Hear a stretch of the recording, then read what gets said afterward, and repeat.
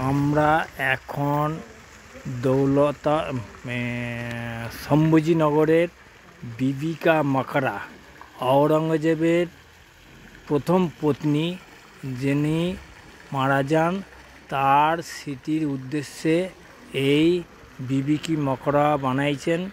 তার এটা মুঘল আমলের তৈরি।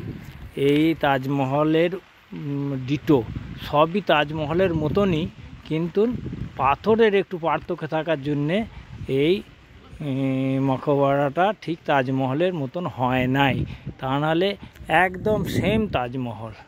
এই হচ্ছে বিবি কি মকবরা। আর সামনে ওই পাহাড়, আর এইদিকে দৌলতাবাদ ফোর্ট, এখানে একটা ছোট আছে, আর চতুর্দিকে বাউন্ডারি মিনার, এটা নিশ্চয়ই ভালো দেখা যাচ্ছে। এই হচ্ছে বিবি কি মকবরা।